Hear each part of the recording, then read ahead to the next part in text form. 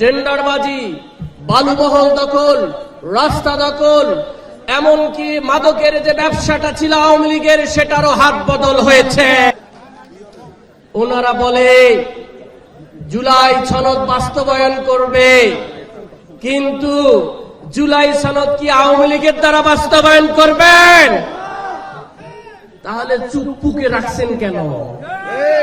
5 মাস হয়ে গেল, এখন বুঝি সংবিধানের সংকট ঘটে না?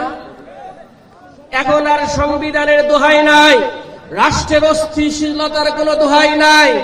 চুপ্পুকে সুন্দর করে রেখে দিয়েছেন রাষ্ট্রপতির ভবনে। সকাল বিকাল বলেন অক্ষরে অক্ষরে জুলাই সনদ বাস্তবায়ন করবেন। আপনারা কি মানুষের সাথে মশকারি শুরু করেছেন নাকি? এই অঞ্চলের মানুষ সবসময় ইসলাম ধর্ম মুসলমানে বিশ্বাসী মানুষ, তাই নয় কি? 17 বছর ধরে এই শেখ হাসিনা, এই মাফিয়া, এই ইন্ডিয়ান দালাল এই অঞ্চলের মানুষকে নিষ্পেষিত করেছে, নির্যাতিত করেছে, জেলে পুরেছে, অত্যাচার করেছে।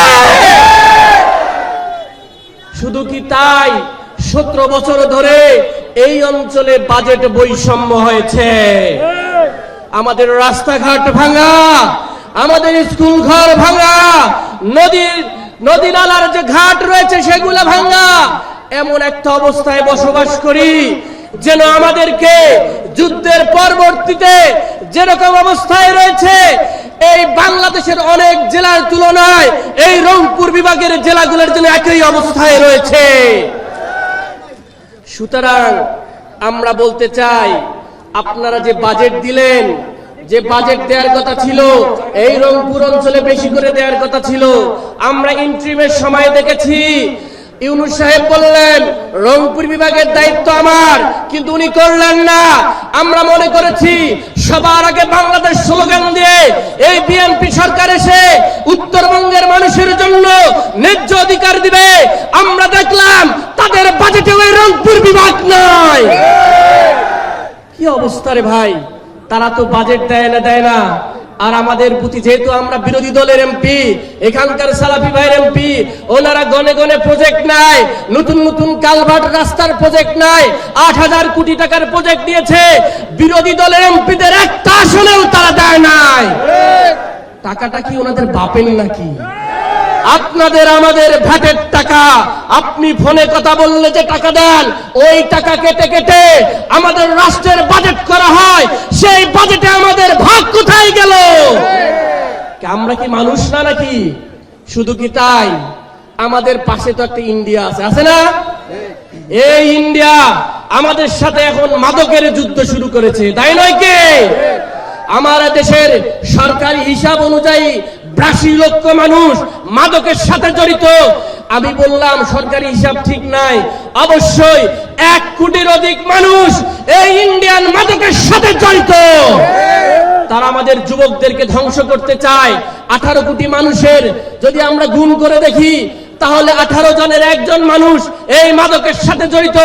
আমাদের রাষ্ট্রকে ধ্বংস করার জন্য, আমাদের যুবকদের ধ্বংস করার জন্য এই ইন্ডিয়ার আধিপত্য শক্তি কালচারালি যেমন আমাদেরকে ধ্বংস করেছে, আমাদের যুবকদেরকে মাদকের মাধ্যমে ধ্বংস করতে চায়।